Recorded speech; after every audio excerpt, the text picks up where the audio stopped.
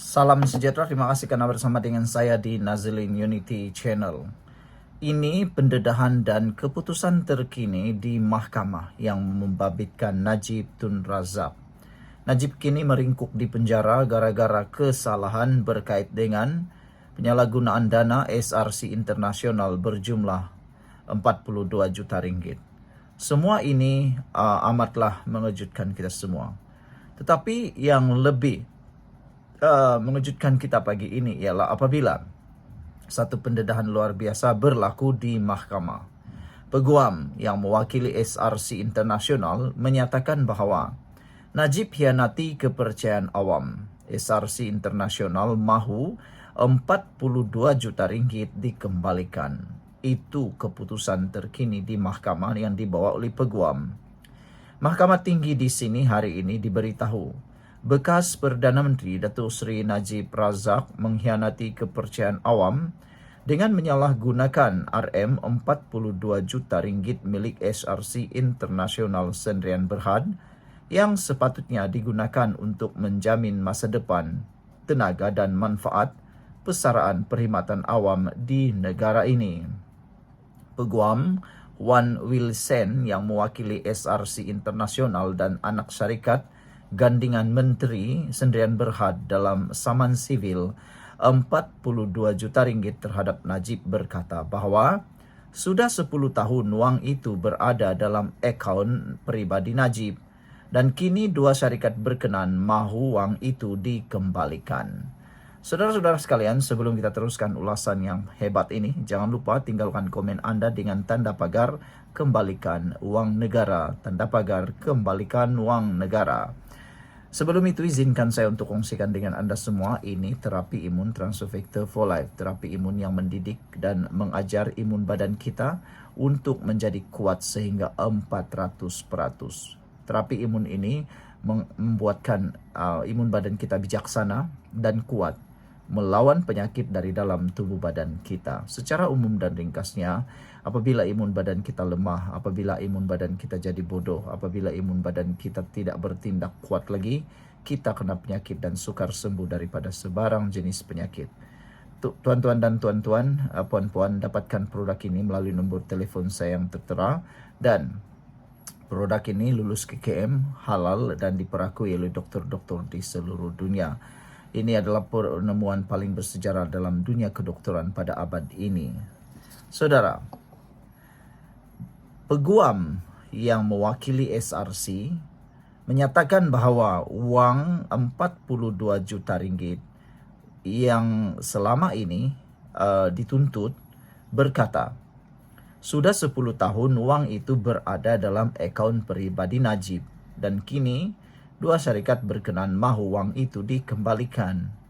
Beliau juga berkata demikian ketika menyampaikan kenyataan pembukaan pada hari pertama perbicaraan kes saman sivil yang difailkan oleh SRC Internasional dan gandingan menteri pada Mei 2022 terhadap Najib yang merupakan satu-satunya defendant. 3 mahkamah iaitu Mahkamah Tinggi, Mahkamah Rayuan dan Mahkamah Persekutuan mendapati Najib telah melakukan kesalahan jenayah atas perbuatan ini tanpa sebarang keraguan munasabah. Najib yang juga Menteri Kewangan pada masa itu mempunyai kawalan penuh terhadap SRC Internasional. Beliau memegang jawatan penting termasuk penasihat emeritus. Oleh itu, tiada transaksi besar yang berlaku tanpa pengetahuan atau persetujuannya, kata beliau lagi.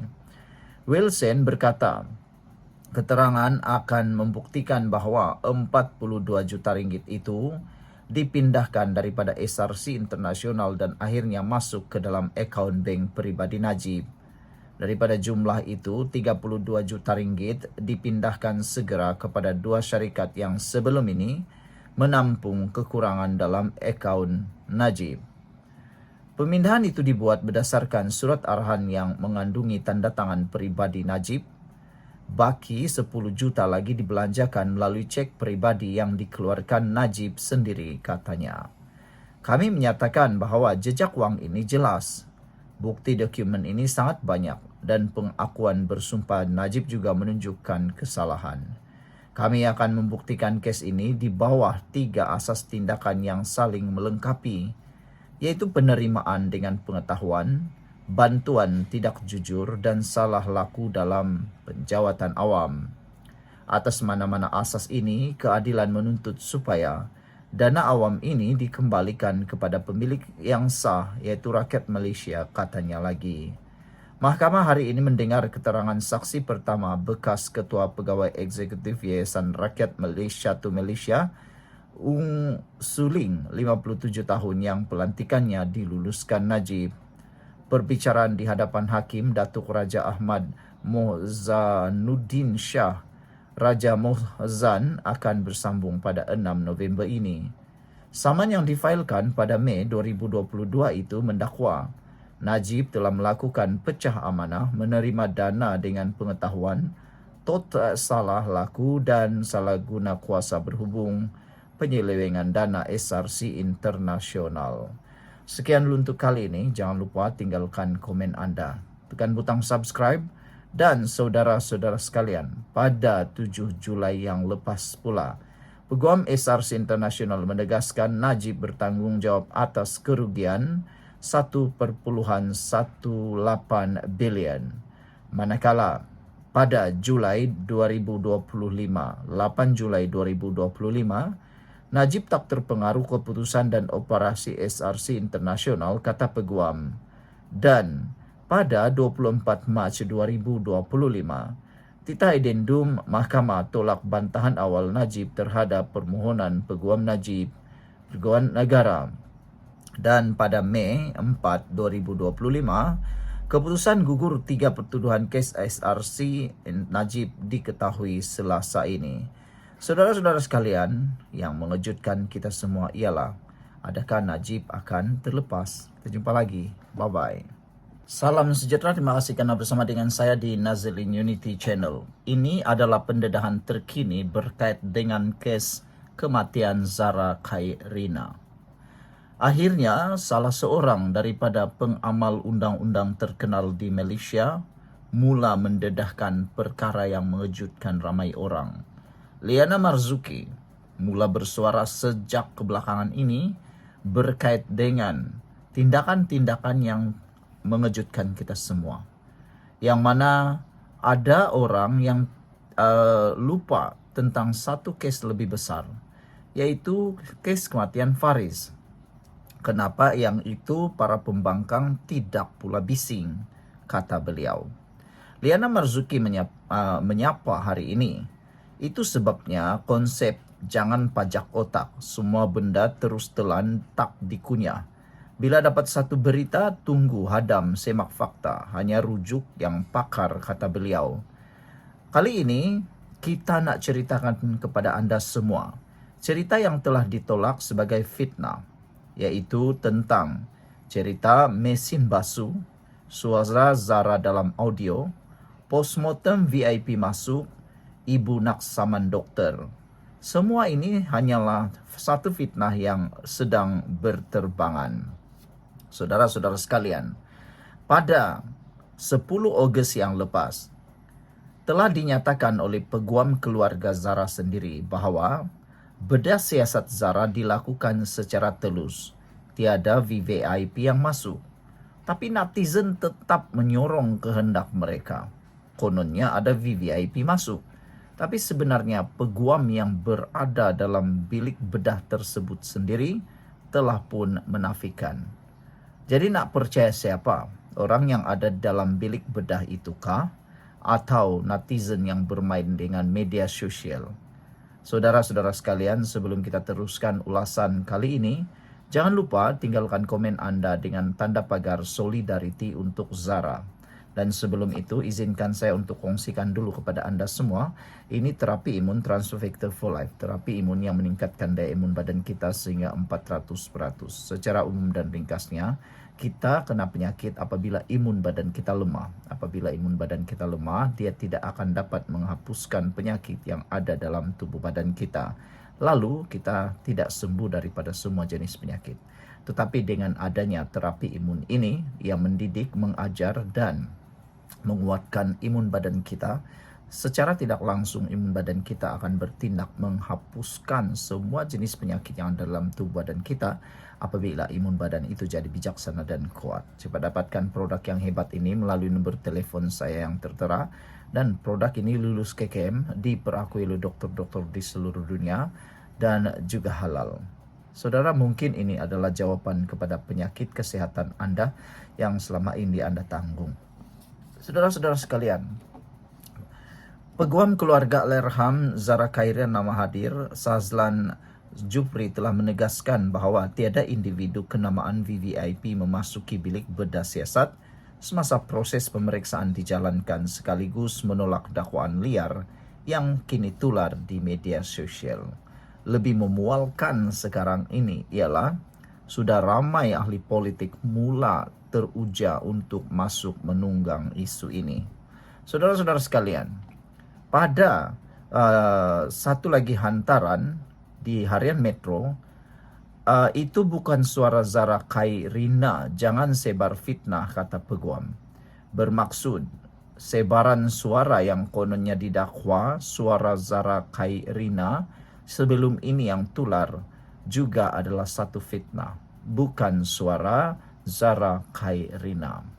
Selain daripada itu, saudara-saudara sekalian, telah dinyatakan juga tentang spekulasi kononnya Zara dimasukkan ke dalam mesin basuh juga adalah tidak benar dan fitnah. Peguam Keluarga Zara Khairina sendiri yang telah menyatakan dan mendedahkan bahawa tidak ada kejadian seperti itu dan itu hanya satu spekulasi semata-mata. Dan terkini tular lagi satu benda baru yang paling melalutlah, yang tidak benar sama sekali, yaitu kononnya kononnya Ibu Zara Khairina mahu menyaman doktor terkenal. Tapi saudara-saudara sekalian, peguam telah tampil menyatakan bahawa Ibu Zara Khairina tidak pernah mengarahkan untuk mahu menyaman doktor terkenal. Peguam Zara Khairina sendiri yang telah pun menyatakan perkara ini. Jadi, sekarang ini kena hati-hatilah. Jangan sampai kita lagi mengeruhkan keadaan. Dan apa yang lebih memualkan kita ialah sudah mula ada ahli politik parti-parti tertentu yang mula cuba-cuba berani nak menunggang isu ini. Kononnya ini itu sehingga melibatkan pula kerajaan perpaduan. Dalam satu hantaran di Facebook, Sah Muhammad kata, semalam himpunan Solidariti di Sogo dah di-hijack oleh pembangkang demi politik sempit mereka. Bila kita tanya pasal kes arwah Faris, senyap 1000 bahasa. Ada lagi orang kata, Syah Muhammad, saya kerja di Kuala Lumpur, tuan. Dari awal sudah nampak, kata Nezam. Terus tak jadi hadir semalam. Dapat maklumat betul malam tu kena hijack, kata Nezam.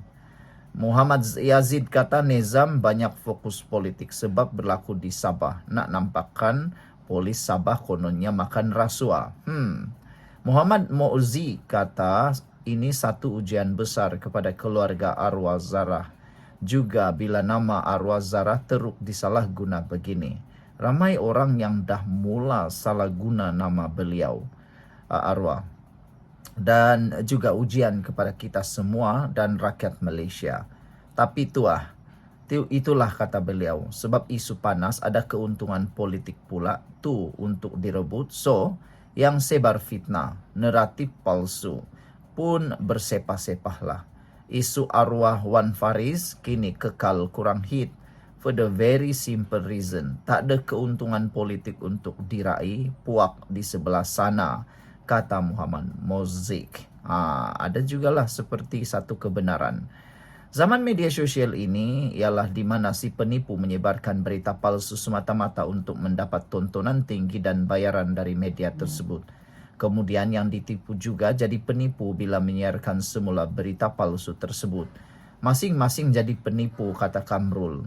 Finar Firdaus kata, ya benar, suspek belum lagi ditahan reman walaupun dah 60 di soal siasat. Mereka menokok tambah dan menyebarkan cerita separuh betul, palsu, boleh menyebarkan atau menyebabkan akibat yang sama atau lebih buruk dari membuli dan membunuh, kata Saiful. Edi kata yang menyebar fitnah harap-harap diberi kesedaran serta kuatkan iman. Jangan sampai belum sempat memohon kemaafan. Tanggung jawab telah diberi kepada anggota yang terbaik untuk melakukan penyiasatan.